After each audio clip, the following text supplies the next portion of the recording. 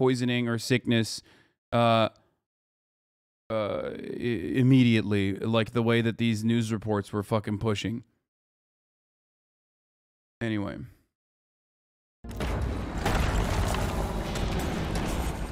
A month into the Russian invasion of Ukraine, and the war has entered a stalemate phase. Or this is a window of opportunity. The Ukraine defense being fully depleted is just one of, I think they mean like the defense industry, like their ability to fucking you know, rebuild tanks and shit like that, or rebuild weapons and shit like that.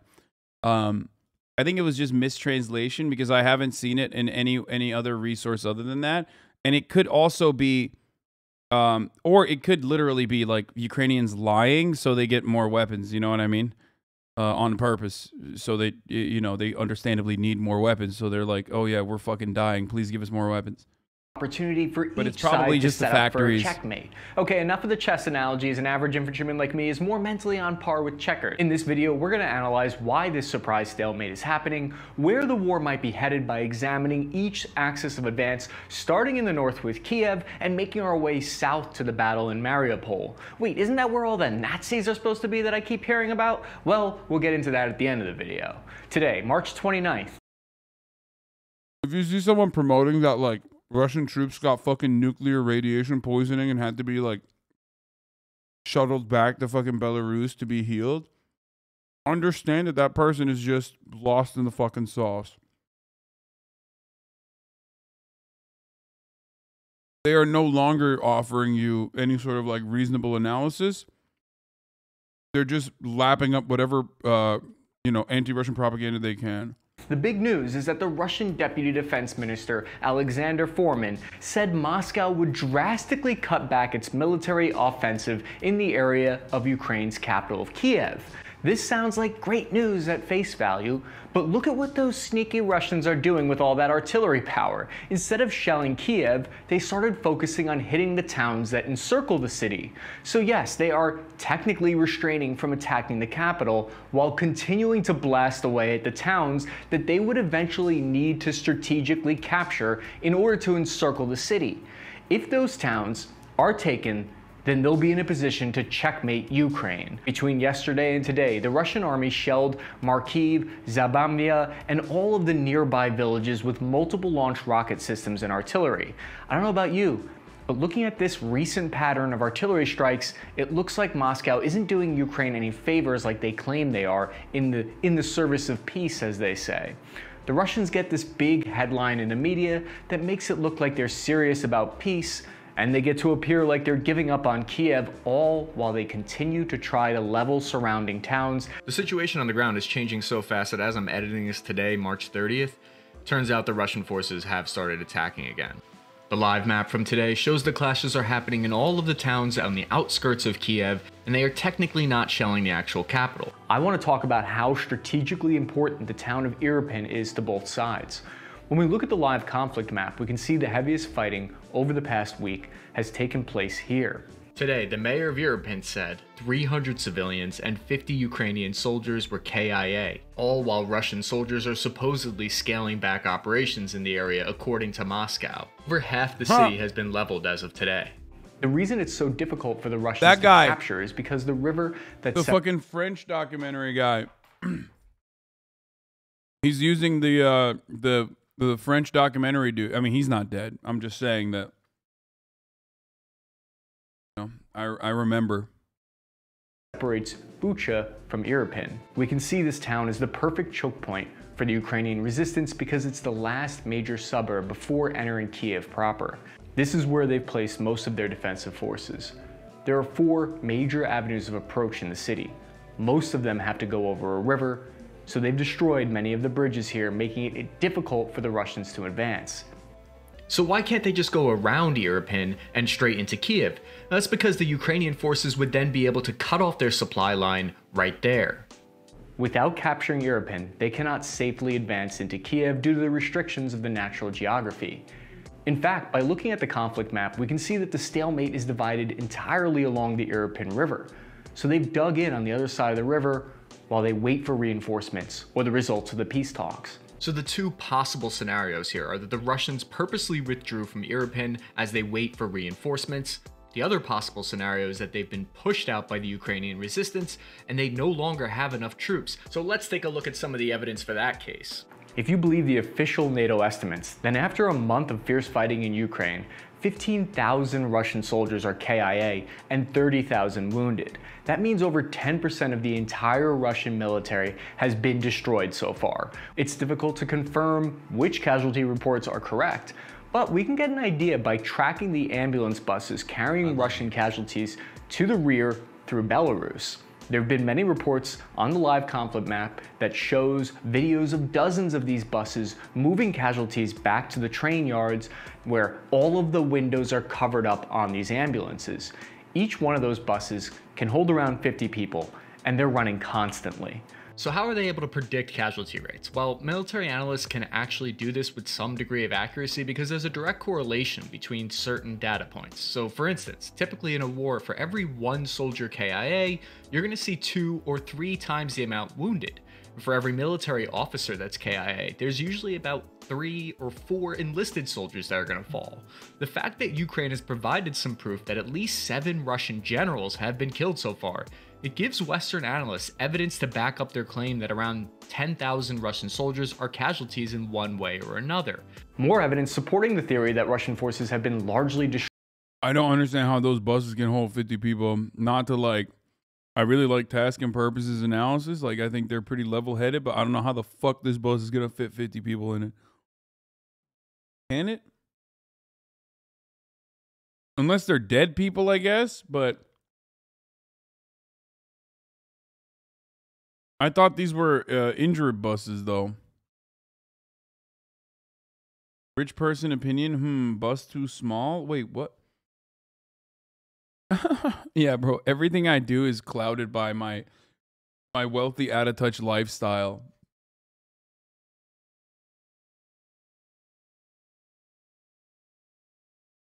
What is this? First charter bus, let's plan. 48 adult passengers per bus. Yeah, what size is the bus, though? First charter bus.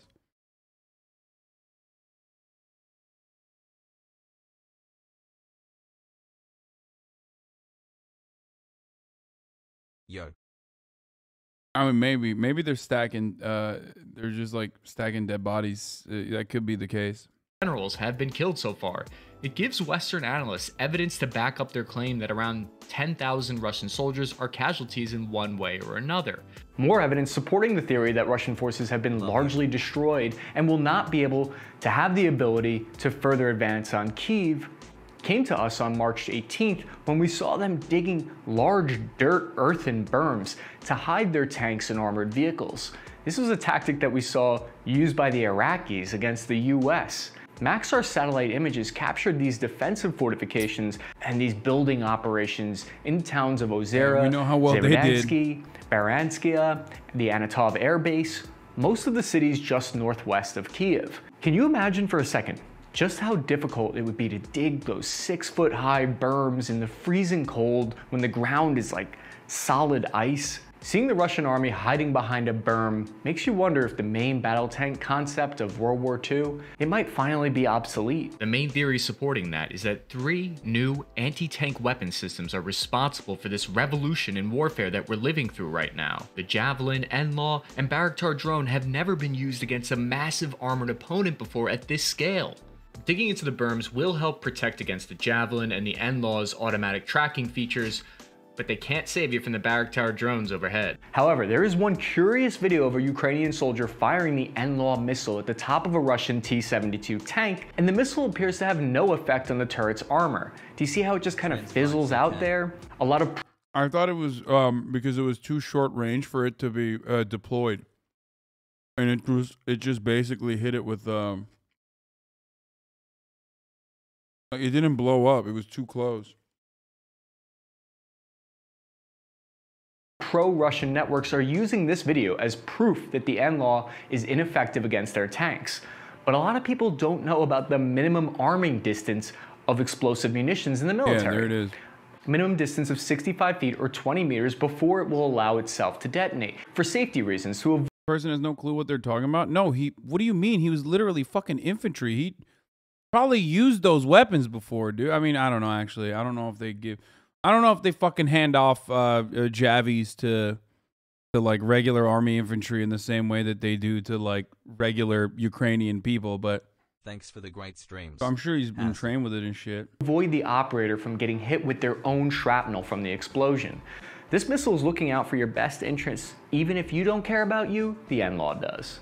According to the Ukrainian General Staff, Russia has not yet given up on their efforts to regroup and assault. The 35th Combined Russian Army, which is in charge of the Kiev assault, is sending back their damaged tanks into Belarus and rotating new ones in, and they've set up a repair base inside of Russia and Belarus. Moscow recently handpicked a commander, Colonel General Alexander Chekhov, to personally command efforts to regroup northwest of Kiev. These are all signals that Russia's not giving up on that territory yet. General Chekhov was in charge of the Russian forces for 2 years of their successful combat operations in Syria. He originally joined the military back when it was still the Soviet Union in 1989, so he's probably down to conquer all the land up to Western Germany. As we predicted, the Russians have started to set up a command post to control all the units that are operating in this sector. Here, there's even video footage released by the Ministry of Defense in Russia that appears to show... Wait. Russia can't even fucking conquer Ukraine. Also, Russia might actually conquer, what, Poland and move all the way into NATO countries and move all the way into fucking Eastern Germany?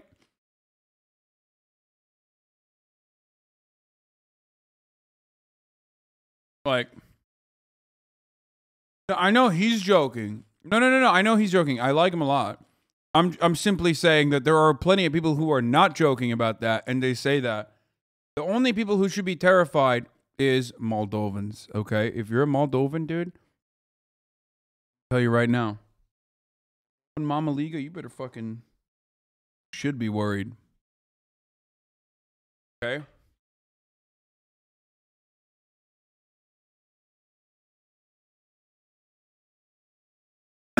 Guys, I know he wasn't being serious. He was just joking. I know. I like tasking purpose. Shut the fuck up. You don't have to like disprove everything I'm saying, okay? Immediately.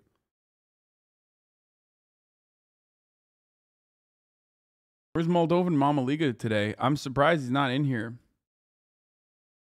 Wait, what? That's not how you spell it, dude. General Chekhov flying into one of these newly established military bases northwest of Kiev in order to give out some awards to the Russian soldiers. One thing that's like actually fucking crazy is that these dumbass generals, they literally go to the front lines regularly. It's very weird. How are you in sniper rifle distance as a general, dude? Like, it makes no sense. I don't understand how you can ever be in sniper rifle distance as a general. It's very weird. I don't know what the fuck Russians are on. I don't know what the fuck they're doing, where they're just like literally they're headbutting sniper rifle bullets like regularly.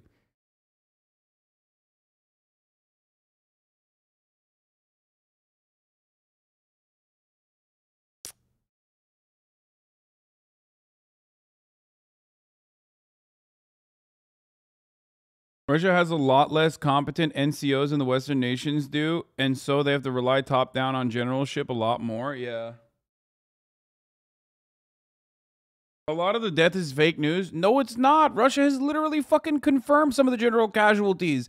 And by the way, a general casualty is like a gigantic fucking L. Like an actual gigantic L, because generals are being sent to the front lines to boost morale in a lot of instances, and also because they're more competent, I guess. But also to boost morale. So when a general fucking dies, you're destroying morale. That's huge. It's insane. You've literally lost strategic competence and fucking morale at the same time.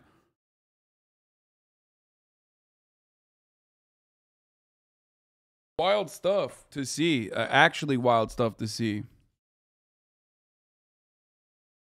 I can't recall a general ever KIA when I was in the army. Super rare and demoralizing. Yeah, it's like insane. I mean, also, come on. The American military is not fucking fighting against the American military. The American military only fights against the weapons that they gave 20 years ago, not fighting against literally weapons that they're funneling in right now. You know what I mean? So that's the major advantage there, is that the American military is rarely ever fighting against, you know, an army. Well, you're never fighting against an army with literal fucking air support, too. In the east of Kiev, the Ukrainians pushed the Russian forces out of Brovary over the past week. These are the first tangible signs of Ukrainian armed forces successful counterattacking and taking back land. In the town of Sumy, there are reports of the entire 1st Guards tank army fully withdrawn from Ukraine, which is outstanding news for the resistance because it's known as one of the most advanced and elite units in the Russian military. The 1st Guards army is considered a prestigious unit to be assigned to because it's garrisoned near Moscow and they receive the latest hardware. But this raises the question of where are they being sent? In the Donbass region, Russian tanks are using a new tactic we've never seen before, where they're flying small drones directly overhead and then they look down at their own tank so they can observe the direction of enemy fire. Here we see a Ukrainian anti-tank missile just barely miss them, and they're able to instantly have eyes on the attack's point of origin. Ukrainian AT gunners can confuse this strategy by attacking from 2 locations simultaneously. In the south, the war is very different, with some cities already entering an occupation phase. In Kherson, Russian forces are creating propaganda videos for their state TV, showing them feeding the population there, while at the same time hitting people with bombs in the other cities. I saw these as vapid propaganda videos because the city has only enough supplies for 10 days, and 1 or 2 Russian military trucks handing out food is theater, it's show. The weird thing to note with— He knows. My man, if there's anyone that knows that better than anybody else, is homie right here. He's done it. You know, as an American infantryman. This town is that it fell with little resistance, and while it's been occupied, there hasn't really been any kind of large spread. You sure? Yeah, of course I... What do you mean? Yes, he was in the army, and he has literally talked about how conflicted he was seeing this, because like he saw what Russians are doing, and he was reminded of like what he has done in the past. He mentioned it before. Yeah. Why are chatters so fucking like, why are you so excited to like shove shit down my throat or shove shit down the throat of like the video that we are watching? Yeah, I know he said it in the video, literally in the other video. Spread guerrilla warfare resistance that we've kind of predicted. Don't get me wrong, there's huge peaceful protests with over 5,000 people that are protesting against the Russian occupation, but Kherson is firmly under Russian control at the time being. But something interesting is happening here. Over the past week, Ukrainian forces launched a successful counterattack. We can see how from March 15th to March 30th, the Ukrainian forces have pushed the Russian troops back from Mykolaiv all the way to Kherson. On Tuesday, March 15th, satellite images showed the Ukrainian armed forces were able to destroy Russian attack helicopters that were stationed at the Kherson International Airport. This has caught me by surprise, and it's really impressive that the Ukrainians have been able to do this. Since then, they've been making progress, slowly working their way, trying to retake towns and villages on their way towards Kherson. This is great news for the Ukrainians, and it's solid proof that the Russian forces are struggling. The only thing that worries me here that no one seems to be talking about is at the same time as the Russians are retreating from Mykolaiv, they made a lot of progress advancing north here. Russian forces appear to be quietly headed towards a new town that no one is really talking about yet. It's called Kryvyi Rih, and I couldn't figure out why the Russians seem to be prioritizing capturing this location instead of Mykolaiv and Odessa. It turns out this city is the main steel industry of the whole Eastern Europe. It's a globally important center of iron ore mining and metallurgy.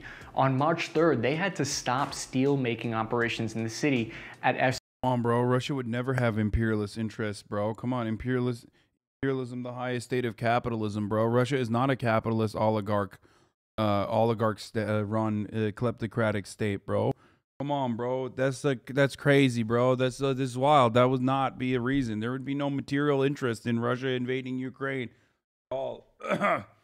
and to command and control any of the Ukrainian industries. Maybe not the fucking wheat, like everyone was saying. Oh, Ukraine is the world, Russia's breadbasket or whatever the fuck. But like, this is legit.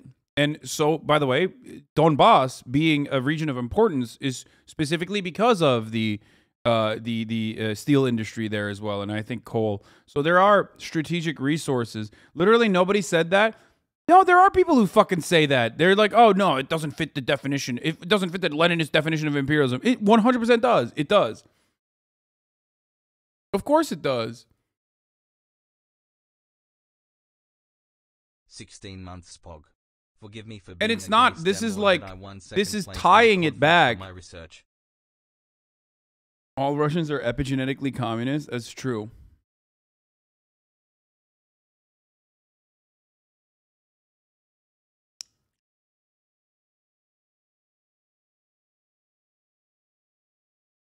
Anyway. ArcelorMittal, because they were concerned for the safety of their 26,000 workers. And last but not least, this is the hometown of the Ukrainian President Volodymyr Zelensky. The latest development from the region comes from Oleksandr Vikolov, the recently appointed head of the regional military state administration in the city, who said that Ukrainian army has pushed the Russians 40 kilometers away from the city, and they're attempting to push the Russians all the way back to Kherson. The local mining company Mantovest also shuttered their doors on March 12th, but not before first sending some of their huge concrete trucks to block roadways to slow down the Russian advance. Russian sources reported that this is an almost impossible city to capture because the area is littered with minefields and defensive fortifications. They point out that this is brutal of the Ukrainian forces to be mining all these fields where the farmers work. It sounds like the area is littered with mines. This is one of the regions where a lot of the grain growing normally happens. Ukraine provides 14% of the world's wheat, corn, and sunflower oil food products. So experts are worried that this could lead to a global famine. Unless you're China and you... No, we already fucking did that. And also, that's also bullshit too. The typical task and purpose, ultimately, no matter how fucking woke you are in a lot of issues, when it comes to China, a lot of liberals' brains just shut off. But this is precisely what every single country, including the United States and everyone else did, as we talked about yesterday. Yeah, Ukraine, how dare you defend yourself? Wait, what? No one said that. No one is surprised that Ukraine, of course, wants to justifiably defend itself from an imperialist force. Continued sacrifice of floppy disks into the well of plenty. Why are they so poor if they provide 14% of worldwide wheat? Too much corruption? What? No. Ukrainian, a lot of wheat is self-produced by nations, but they do export a lot. Ukraine exports a lot to Libya, or Lebanon, Turkey, MENA region countries, okay? But because wheat is such an important resource, most countries just, farm their own, because otherwise it would be devastating if you were tied back to, if it was like directly tied to like Turkey, which gets 90% of its wheat from Ukraine. You'd get destroyed when Russia decides to invade Ukraine. Anyway, but as soon as there was conflict in the Black Sea region, immediately other countries decided to start overproducing wheat for themselves and for others in an effort to export it. And wheat in and of itself, it's not like the fucking, 16th century. Wheat itself is not exactly a resource that is going to, make you a lot of money. And it doesn't even matter. A fuckload of, I don't know, like lithium comes from some of the poorest countries. That doesn't change how poor they are because they're being exploited. Ukraine has always been exploited as well. A similar capacity. Okay. You've spent the last 10 years hoarding grain so that in the event of a war, your country would be fine. Speaking of which, it shouldn't surprise anyone that today, March 30th, the Russian Foreign Minister Sergei Lavrov met with Chinese Foreign Minister Wang Yi and confirmed that they'd be seeking closer ties to rebuff what they see as illegal Western sanctions. What if I told you they've been working together this whole time since the beginning? The only real question is, when will China take a crack at Taiwan? Moving about 300 kilometers to the east in the city of Mariupol. This is the site of some of the worst fighting in the entire war. The city is surrounded by Russian forces and continues to face heavy air and artillery bombardment during the 4th week of. Dude, I don't think China overtaking Taiwan, if it ever even happened, would look like Russia and Ukraine. Like, I don't think the amount of support, guns, weapons, tactical help that America is offering, Such thanks for keeping me company. America's offering Taiwan would ever be able to would be enough, I guess.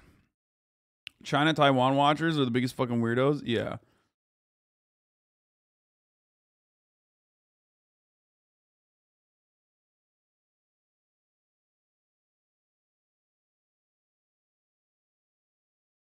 What?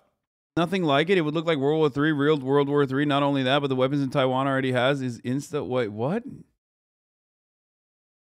No, it wouldn't be like this at all. I don't think it would be like that. I think it'd be closer to Hong Kong. You would have like fucking paramilitaries and shit that you would have like paramilitaries and shit, but Not enough brain rot. ultimately they would get fucking ripped. You're horribly misinformed. Look into it. What? I don't think people understand. I don't think people understand the attitudes of the Taiwanese people living in Taiwan towards like China's involvement in their country. It's not as like it's not like, I mean, there's certainly anti-Chinese sentiment, but not to the same degree as like anti-Russian sentiment within Ukraine.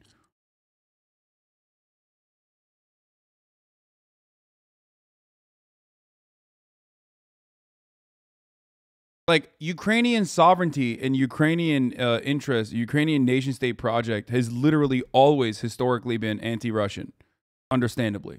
Okay. Obviously, Taiwan also had similar takes, and they got thoroughly owned by Mao.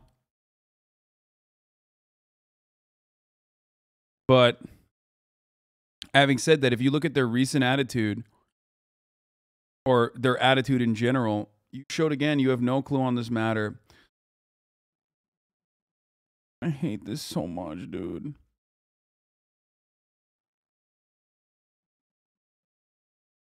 Why? Why do people come in here and just to say that and leave, dude? It's just like they got no, they have nothing.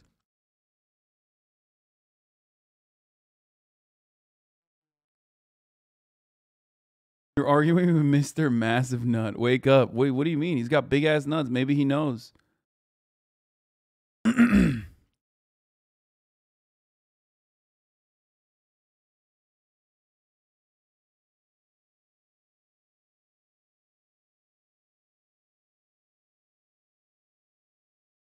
Grave again, Hasan, do it. Yeah, my grave has been dug, dude. I've been fucking thoroughly destroyed because a bunch of dumbass shitlibs cut videos about how fucking bad my takes are, in which they just straight up lie about any sort of nuanced approach that I would have, and just say Hasan loves Russia, Hasan loves Russia, Hasan loves imperialism with Russia, and Taiwan is literally OG China.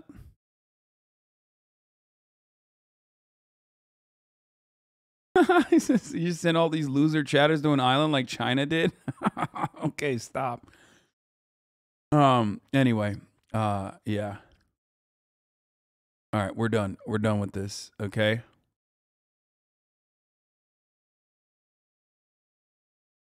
Of the invasion. Over 160,000. Why can't these fucking losers take the America line and just suck China's cock while simultaneously giving Taiwan weapons, but then literally sit there like the little bitches that they are and go, yeah, one, two states, but one nation overall, right? Right? Our Chinese masters, right? Huh? Why can't you also shut the fuck up like Joe Biden shuts the fuck up when he has a conversation with Xi Jinping? Huh? Why can't you? What's up? Have we recognized Taiwanese independence? No. Shut the fuck up. These motherfuckers, like, when I mentioned that, you're like, whoa, dude, what are you talking about? There is literally functionally no difference between the Bing chilling shit that John Cena did and what the American diplomats do on a regular basis when having a conversation with China. Okay? No difference whatsoever. But in the media, we have this different attitude. We're like, hold up, dude. Oh, no. Actually, I'm on Reddit, and I know better. And also that, you know, it's totally, America one day is going to fucking, you know, is going to beef up its defenses in Taiwan, and then China's going to invade Taiwan, and then Taiwan's going to fight back, and then, you know, it'll happen one day.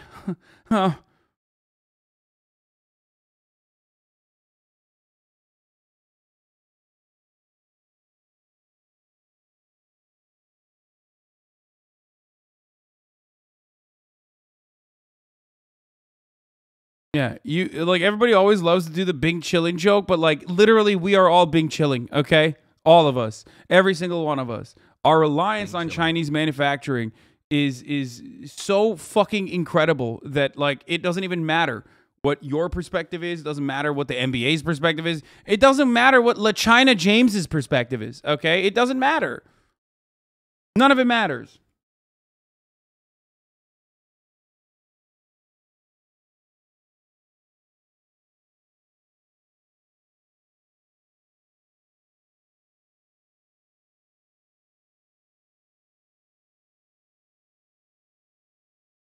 People in Taiwan just want to fucking live their daily lives, okay? They want to just survive.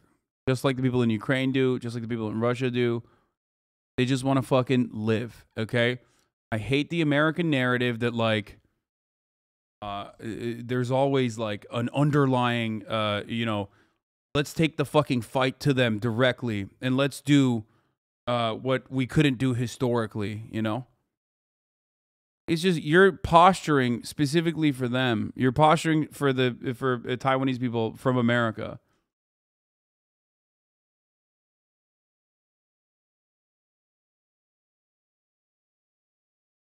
I'm Taiwanese living in Japan. My family's Taiwanese. I agree that China will take Taiwan eventually. The most anti-China Taiwanese have already left Taiwan. But I think you're mistaken if you think the Taiwanese people love China. No, I don't think they love China. Nobody fucking loves China. Why the fuck would you love China? No, of course you don't love China. You just don't give a shit as much as Americans act like you do.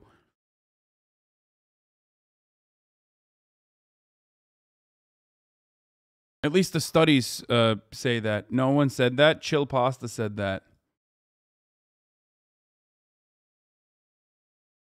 I was trying to find what he said on here as well.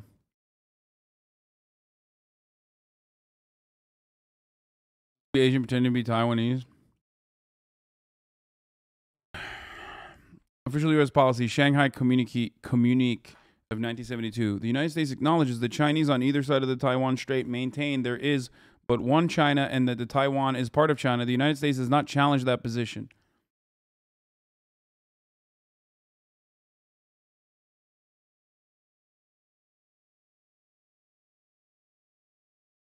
Taiwanese, all my family's in Taiwan except for my parents, and everyone just wants to keep the status quo, not war, where Taiwan gets annihilated. Yeah.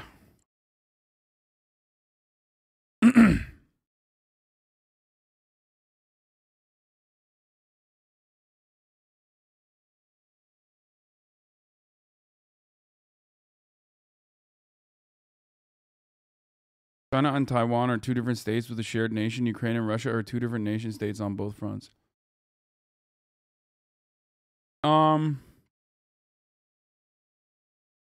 Has Putin resurfaced yet?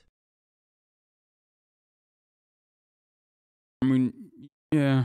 I don't know. I'm dumb. Okay, let's stop talking about this, please. The current Taiwanese government has definitely been a bit more aggressive in their diplomatic language, but yeah, I don't think the Taiwanese people are bloodthirsty for war. I'm Taiwanese American, parents from both Taiwan, and I just want status quo. My aunt is Taiwanese as well, for the record. I mean, it's still anecdotal, obviously, but I'm not pulling the Taiwan information out of my ass. But obviously, fucking chat, it doesn't know or care about that. But that's fine. Obviously, that doesn't mean I have like the complex historical understanding of Taiwan that like the average Redditor the average Redditor knows, because they've read all the fucking they've read all the Reddit posts. They've sucked in all the information. But yeah, well, I have 5 Taiwanese aunts. Well, you just owned me. There's nothing I can say to that. 1,000 citizens are still there, and they're without heat in the winter, and over 5,000 have reportedly died from the Russian army's attacks on the city.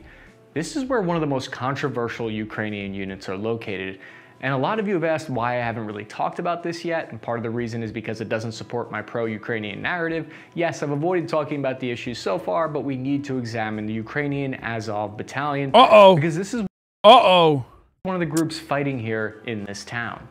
Wait, I need to understand. Is he about to fucking, is he about to be like pro-Russia? No shot. Azov Battalion is a far-right group that the Russians say are a bunch of filthy old Nazis. And while that might be true, there are only about 1,000 of them.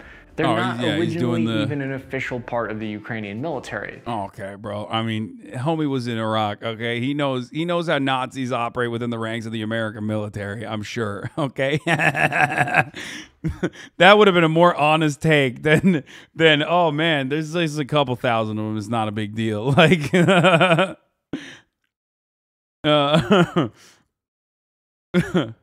an all-volunteer group that took their patriotism a few steps too far. In 2014... Okay, yeah. Listen, look. Any kind of information that you hear from anyone in the West on this shit is literally just always going to be super minimizing. At this stage, it's not as damaging anyway. Like, obviously, at this stage, Russian invasion is the first and foremost most important thing. Leading up to the Russian invasion, of course, the Azov Battalion was damaging, and of course, in the aftermath of the Russian invasion, when it ends, it's going to be really, really fucking bad. But currently having this conversation over and over again, or at least talking about just Azov Battalion, saying they're just volunteers, saying they're only 1,000 guys, it's bullshit. You'll see. Okay, it's not just the Azov Battalion; it's Ukrainian nationalism, and how long it's gone unaddressed, unexamined, and how much it's been able to fucking take hold in not just Ukrainian politics, but like obviously, like how much has been overlooked and shit. Love you, Hasan. Keep up the great work. There's no reason to constantly talk about it, though. They were officially integrated. And who is propping them up? National Guard of the Ukraine, and they've been accused of assaulting Ukrainian citizens in the area that don't look like them. It's estimated that about 20% of the Azov Battalion recruits are Nazis. The reason the Ukrainian military... By the way, that's literally, you know the old saying, if there's one Nazi at a table eating with 10 people, you have 11 Nazis. The Azov Battalion has said openly, like, no, we got 10 to 20% are Nazis, but like, you know, we just have a difference in agreement. No, they're... Not only is the entire fucking battalion Nazis, get the fuck out of here, holy shit, they're saying 20% are self-admitted openly Nazis. And secondly, it's not just 1,000 people, it is a collection of multiple different groups. Azov is just the most popular one that everybody hyper-focuses on and talks about. Because it was dumb enough to literally put a Wolf's Angel in their fucking patch, in their battalion logo, and the Black Sun, which they deleted. And then they just put just the Wolf's Angel, which is still incredibly fucking stupid. But... military is probably looking the other way right now is because they really need the Azov Battalion's help in Mariupol. But it's important to note that the unit denies that they adhere to that ideology, even if they do seem to...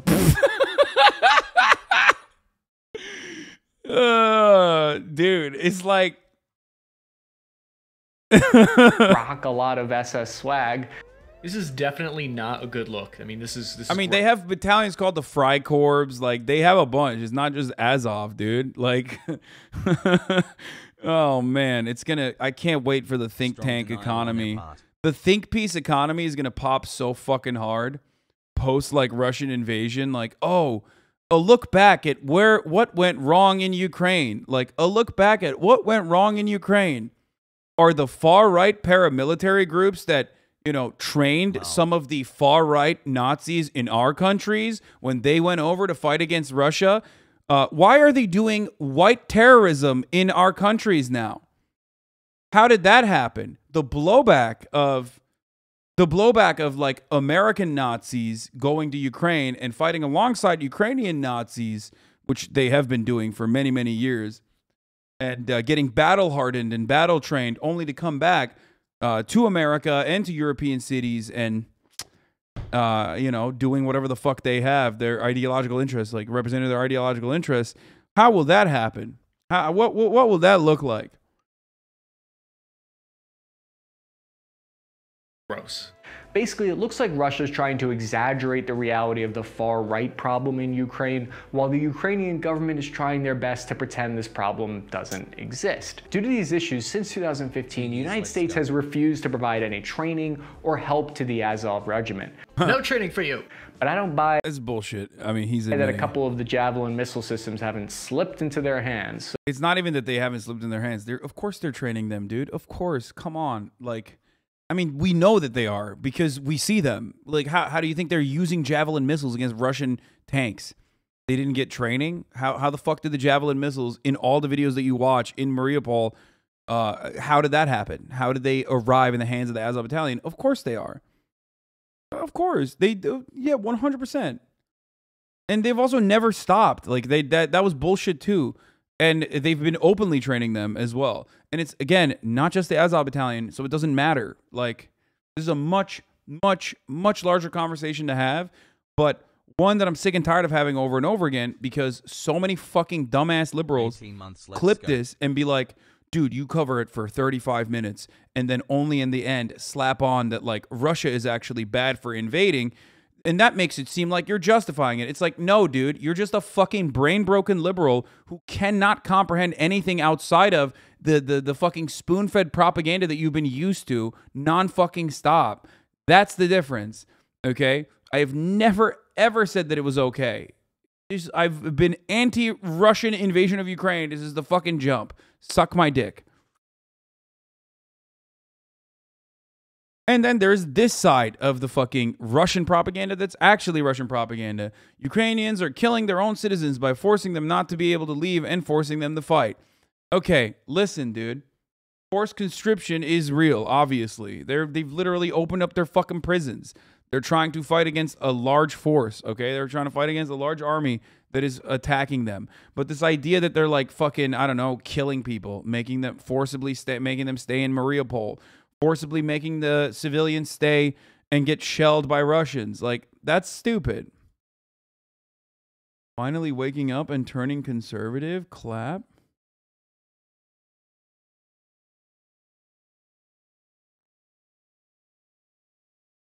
It's the conservative position to say that, like, arming white nationalist militias is going to have demonstrable blowback as it has before. That's the conservative position? Since when?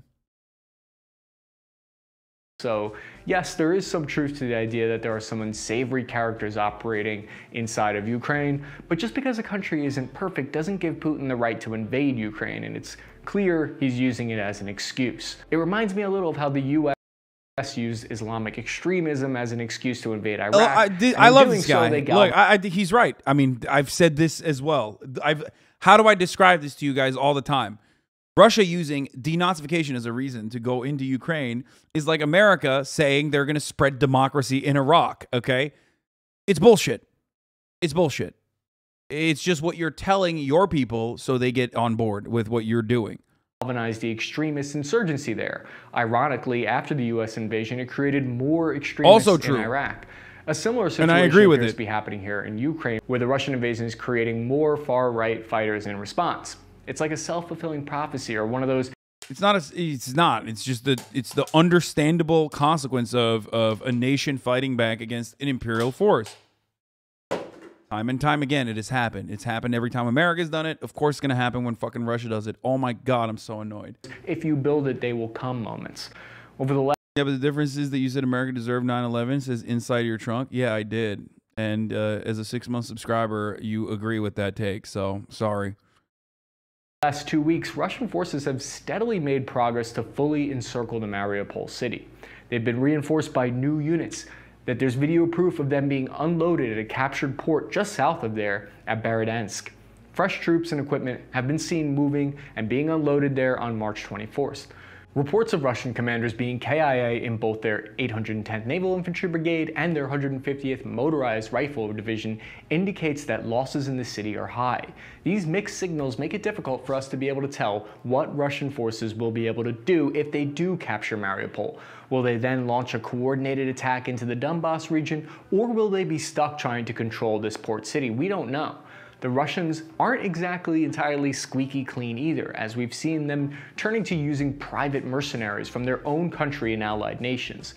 This is a similar strategy that the US had to do in Iraq in order to have enough security. And much like the United States' troops, they got straight fucking Nazis in their private military contractors as well, baby.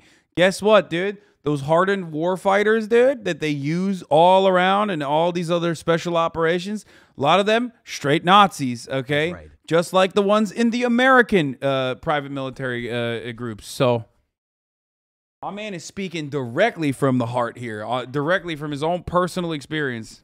In their country. You can tell if someone is pro-private military if they call them contractors, and you can tell if they're against it if they call them filthy mercenaries. You know, they're just gotta murk them. A lot of people don't know this, but at the height of the war in Iraq, the U.S. was employing 21,000 private... Stop. No way. You mean to tell me that the United States uses private security contractors all the fucking time?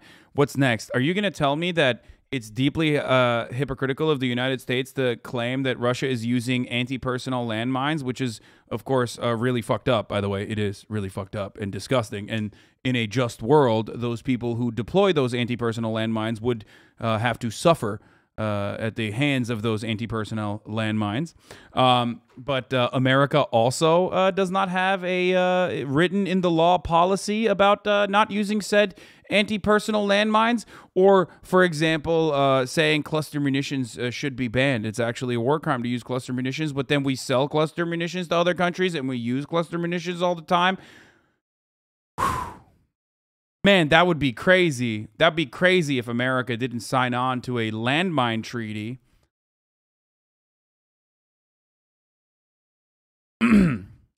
Sorry. It's also deeply hilarious when America says, we have to fucking literally, you know, take these Russian guys over to the tribunal and have an international criminal court tribunal for their war crimes. That's really funny. Of course, America famously literally has a law that makes it illegal to extradite a singular diplomat, American service member, or anyone associated with America doing war crimes at the behest of America to ever get tried at The Hague, because they would invade The Hague if that was what would happen. Okay. So that's why I use this as an opportunity for a lot of you to justify a lot of your justifiable anger towards Russia to just, you know, use that same energy against America, okay? Because we're Americans here, motherfucker. That's, you know, we theoretically are supposed to be able to do something about this, which we can, of course. But, you know, when I mention that, then, you know, I'm a defeatist and I want Donald Trump to win or something. Oh, yeah. American contractors like Blackwater, 43,000 foreign contractors, and about 118,000 Iraqis were all on the payroll.